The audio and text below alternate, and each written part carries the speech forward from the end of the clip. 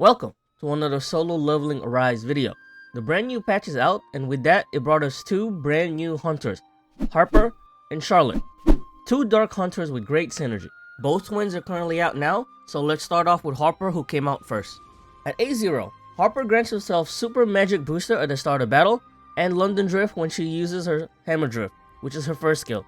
Super Magic Booster buffs Harper's critical hit rate and damage by 6%, maxing at 20% when using Hammer Drift.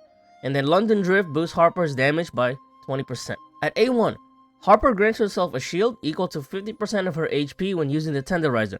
A1 also increases the max hit of the Tenderizer by 4 and its skill damage by 120%. A2 increases Harper's break effectiveness by 20%. A3, the effect of London Drift is enhanced, as well as instantly attack all enemies within 5 meters when using Hammer Drift.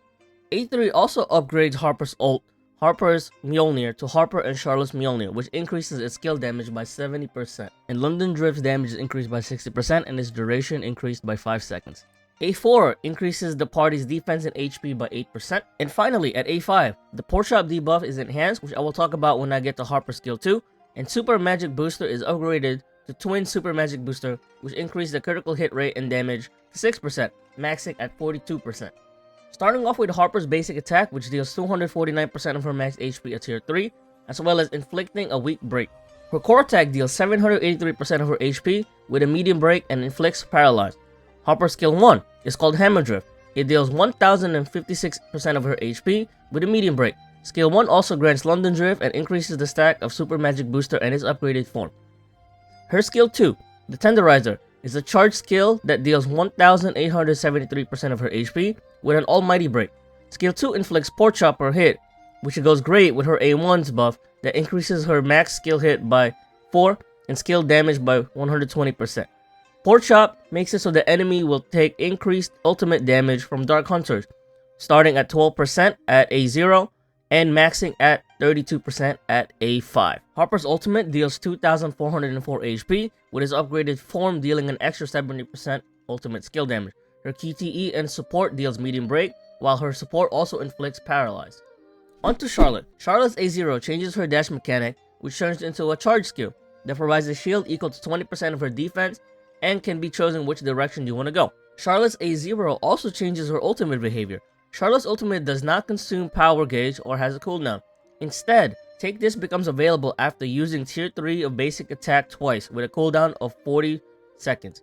Charlotte's ultimate also buffs Harper's health damage by 50%, as well as increase her critical hit damage by 10% of her damage increase. At A1, Charlotte's ultimate gets activated after using tier 3 of her basic attack once and reduces cooldown to 20 seconds. Her dark damage is also increased by 15% when using skill 1. At A2, her defense is increased by 12%. At A3, Charlotte's ultimate is upgraded to Harper We Are One, which increases its damage by 60%. At A4, Charlotte's basic attack speed is increased, as well as damage increased by 60%. And finally, at A5, Charlotte's basic attack provides Doll's Gratitude, which buffs her ultimate and skill 2's damage by 8%, maxing at 240%. This extra damage that you get from A3, A4, and A5, 10% of this damage turns into critical hit damage for Charlotte, which is going to be great. Charlotte, unlike most DPS available, scales off defense, which limits her artifact set usage, and to combat that, Charlotte's scales is off the roof.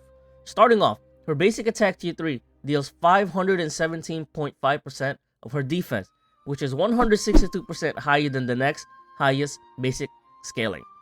Her core attack deals 1849, which is over 100% than the next highest. Charlotte's skill 1 deals 1897% with an explosion damage dealing 350% of her defense, as well as increasing her dark damage by 15%. This skill deals 4155% of her defense with an additional 50% buff from using her ultimate and an additional 240% from fully stacked Doll's Gratitude. The difference between Charlotte's skill 2 scaling and the next highest is over 1000%. And including all the skill damage increase, skill 2 will out damage most characters' ultimate. But that's not Charlotte's best skill. Charlotte's best skill is her ultimate, which deals 5704% of her defense, which only ranks second behind Huang Dongsu's 6,051% scaling. With the additional skill damage buff from her advancement and Doll's Gratitude as well as Harper's ultimate damage taken debuff, Charlotte's ultimate will be the single highest damage dealing skill in the game.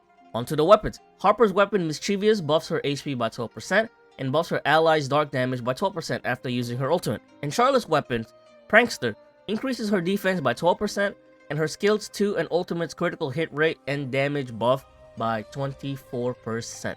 And here are the total buffs and debuffs from both Harper and Charlotte. Feel free to pause the video to read them all fully. I want to highlight Charlotte's skill damage buff. 10% of that it turns into critical hit damage. So her ultimate skill damage increased 300%. That also gives her 30% critical hit damage on that crit, adding up to insane amount of damage.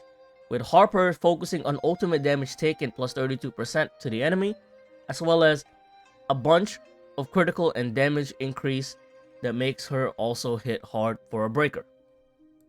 And with that, onto the artifact set. Starting off with Harper.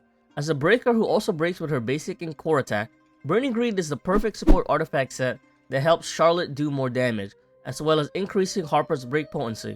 An alternate support set that's also good on Harper is Angel in White, which increases the damage of the highest CP by 8%. Sales Blessing or Burning Blessing works decent for guild boss, and if you really want to turn Harper into a DPS, 4-piece Curse plus Outstanding Ability is the way to go. The main stats we want to focus on is additional HP on the helmet and ring, critical damage on the boot, dark damage on the bracer, and the sub-stats priority. Number 1, HP percent. The reason why we are choosing additional HP as our main stat is because the combination of double stat boost, HP percent as a substat, provides the highest increase in all cases, including Songjunu. For example, a plus 20 HP percent main stat from a level 78 artifact gives us 21.32%, and the main stat additional HP is 3,681. Now, a plus 4 HP percent substat gives us an average of 27%, while a plus 4 additional HP is only 3,200. We can see that the HP percent exceeds the fully maxed main stat, while additional HP does not, making it more valuable as a substat. Now, the second best substat is additional HP. Stats are just way too valuable to pass up. Followed by critical hit rate to reach 4,100, which gives us a maximum of 50%. That's about a plus 2 total, and a plus 2 or plus 3 critical hit damage to reach 180%. Finally, damage increase and defense penetration spread throughout all artifacts is solid. For Charlotte, since she's a defense scaling DPS, we can't use the good old reliable 4-piece Curse plus Expert, sadly. Instead, we can use 4-piece Curse plus Outstanding Ability for a 55% damage increase, or replace Outstanding Ability and move the 4-piece Curse on the accessory side and slide in Warmonger for an extra 28% defense. If you need more CP, a full 8-piece Curse is also reliable. The stats priority for Charlotte is the same as Harper, but we replace HP with defense. With a twin strong synergy, the third member of the team is actually pretty free. We can fit in either another DPS or support, and both work really well. Starting off, we can use Ibora, which completes the full dark team, who can also inflict 15% damage taken debuff from her charm, as well as increases the dark damage from her zone. The problem with Ibora is her survivability. She doesn't bring any healing and can easily die in guild boss. Which brings us to the next support hunter, who I think is the best third slot, and that is Min Byung-gyu. Min Byung-gyu provides healing and survivability, which comes in very handy in guild boss. But that's not all. Min Byung-gyu's support brings Harper and Charlotte to a whole new level of brokenness, especially Charlotte. Min Byung-gyu provides a total damage increase of 28% from his ultimate and weapon, critical hit rate plus 24%, critical hit damage plus 12% from his ultimate and advancement, and additional crit damage that's usually hovering around 55% from his ultimate. And finally, Min Byung-gyu at A5 buffs Charlotte's ultimate by an additional 50%. And if she didn't need enough more damage, you can get it more from Min Byung-gyu. The twins, together, they form a crazy duo doing a lot of damage. But they're not perfect, they have a lot of problems. In fact, Harper as a breaker, she's not the best breaker in the game. Gogon Hee is still better than her. Her skill takes way too long to cast, especially her Tenderizer. Plus, you can easily miss with her skill 1. Her core attack is nice, as well as her basic attack at least breaks. And then with Charlotte, Charlotte's skill 1 takes a long time to explode. Her skill 2 takes a very long time to cast to get your full damage. Their ultimate are amazing, but the problem with that is that it's very dupe reliant. You need Harper to be at least A5 to get your maximum ult debuff. And then for Charlotte, A3 to get her ult buff. And then A5 to get an even more damage increase from your ultimate. At A1, her ultimate comes back faster, but it doesn't really gain any damage boost. So that's not really worth it. And then A2 is just a stat boost, so they rely a lot on dupes.